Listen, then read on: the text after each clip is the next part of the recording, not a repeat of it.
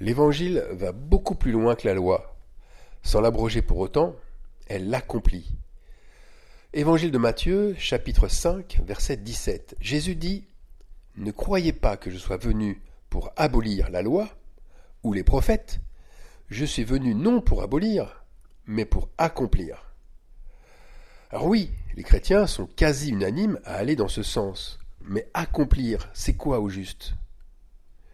Une réponse rapide et qui n'engage à rien, c'est de dire « Mais Christ a accompli la loi, alors ceux qui croient en Christ ne sont plus esclaves de la loi. » Alors cette affirmation de foi est vraie. Elle est vraie seulement si elle se concrétise par des actes. La foi sans les actes est morte, écrit Jacques dans son épître. Et sans action, nous nous faisons menteurs. Nous disons et ne faisons pas ce que nous disons.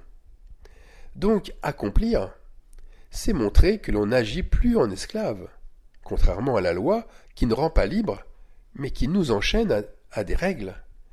Et d'une manière très surprenante, Paul annonce une loi dans la première épître aux Corinthiens, au chapitre 9, et au verset 13 et 14. Voilà ce qu'il dit. « Ne savez-vous pas que ceux qui remplissent les fonctions sacrées sont nourris par le temple, que ceux qui servent à l'autel ont part à l'autel? De même, aussi, le Seigneur a ordonné à ceux qui annoncent l'Évangile de vivre de l'Évangile. » Combien de pasteurs, combien de prédicateurs de l'Évangile se sont précipités sur ce passage biblique comme du pain béni? C'est un ordre du Seigneur, c'est une obligation de pourvoir aux besoins financiers et matériels du pasteur. Si vous ne le faites pas, vous désobéissez à un commandement du Seigneur. Ont-ils raison d'interpréter ce verset de la sorte? Ne vont-ils pas trop loin en vivant aux frais de leur assemblée? Oui, ils ont raison. Mais un éclairage supplémentaire est indispensable. Parce que nous sommes là complètement sous la loi. Il n'est plus question ici d'agir selon l'inspiration ou selon les cas, mais d'obéir et donc de répondre aveuglément à une taxe obligatoire. Et Paul a raison de prendre l'exemple des Lévites qui exerçaient au temple. Ceux qui remplissent les fonctions sacrées sont nourris par le temple. Ceux qui servent à l'autel ont part à l'autel. C'est ce que nous avons lu. Mais s'arrêter là n'est pas satisfaisant, parce que ce n'est pas ce que Christ est venu accomplir.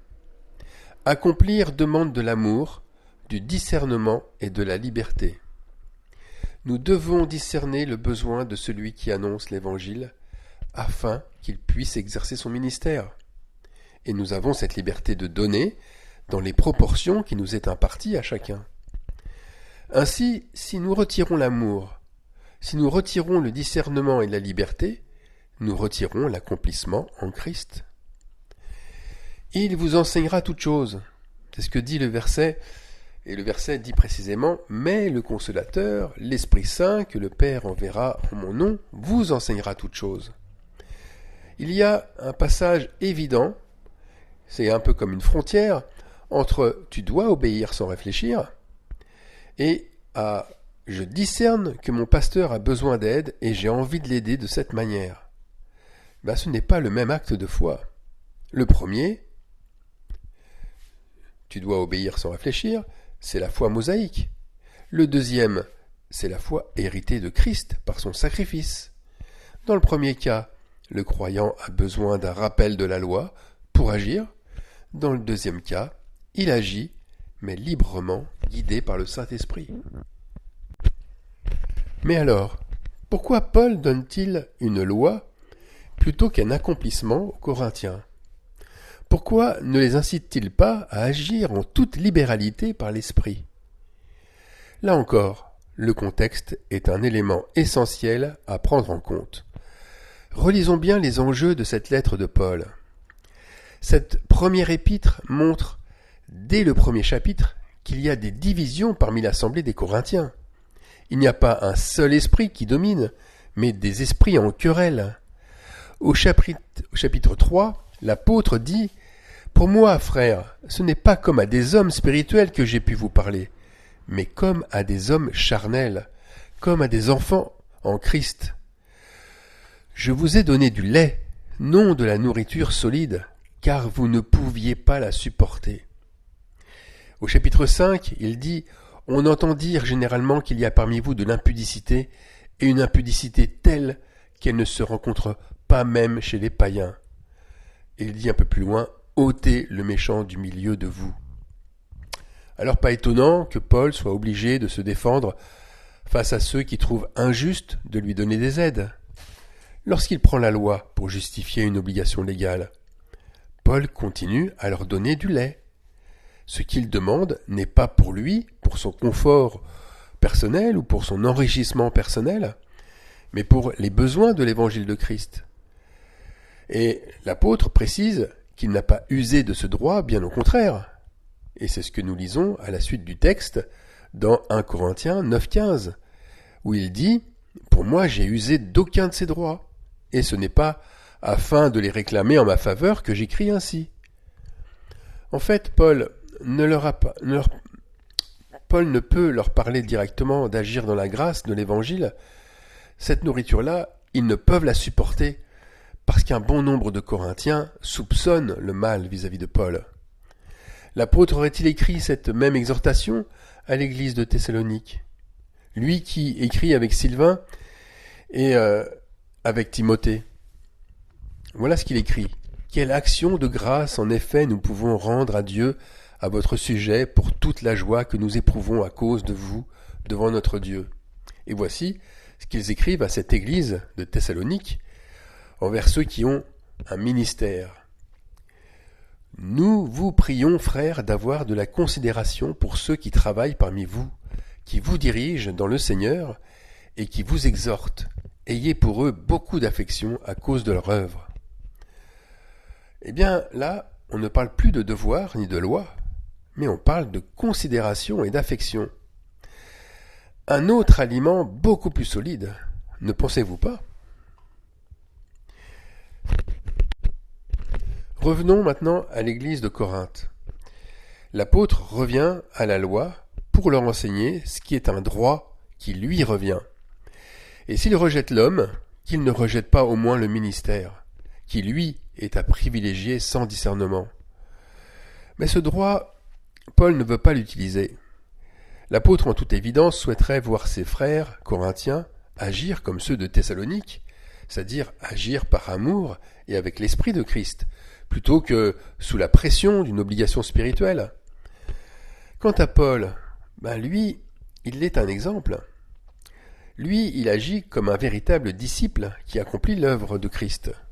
Pourquoi il agit ainsi? Parce qu'il n'impose pas la loi qui consiste à recevoir un salaire par ses frères. Il souhaite que leurs dons proviennent d'un cœur bien disposé. Regardez, il s'impose à lui-même, c'est ce qu'on lit au verset 12, il s'impose des souffrances pour ne pas créer des obstacles à l'évangile. Il ne rechigne à aucun sacrifice. Il choisit volontairement de renoncer à un confort ou à des situations facilitantes pour ne mettre aucun obstacle à l'évangile. On sait par ailleurs que Paul travaillait comme fabricant de tentes. C'est ce qu'on lit dans le livre des Actes au chapitre 18, verset 3. Et il travaillait afin de subvenir à ses besoins lorsqu'il le pouvait.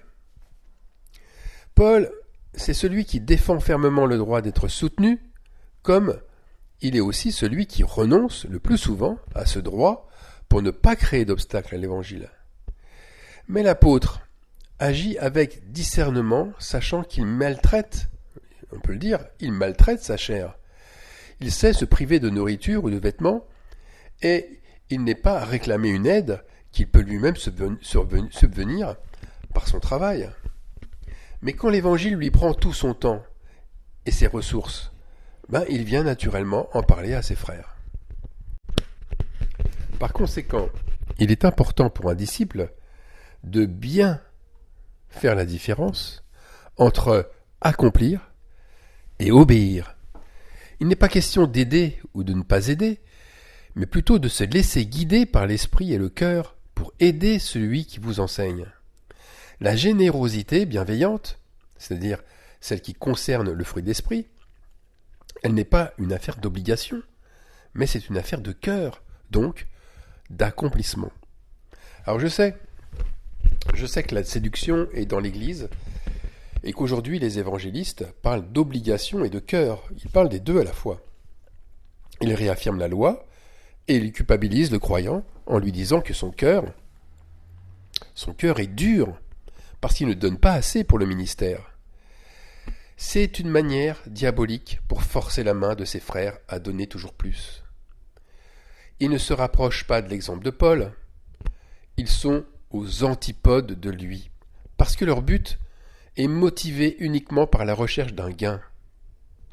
Vous qui avez fait, comme moi je l'ai fait, vous qui avez financé un dirigeant, un pasteur, vous qui avez contribué à lui verser un salaire pour son ministère, n'ayez aucun regret. Ce que vous avez fait est juste. Attention, c'est juste si seulement vous avez donné avec une joie pleine et entière. Avec une joie qui n'est pas sujette aux aléas des circonstances. La joie simple et profonde d'accomplir la volonté de notre Père, ça, c'est la belle joie. Même si ce pasteur était excité par le gain, peu importe, parce que votre don a été motivé par l'Évangile. Et si vous avez donné en vous conformant à une loi, si votre don était motivé uniquement envers l'obéissance stricte à une loi, avez-vous mal agi pour autant ? Aucunement. Dieu ne tient pas compte du temps d'ignorance. Votre repentance aussi lave votre passé. Votre repentance lave aussi vos actes réalisés par respect à une règle divine.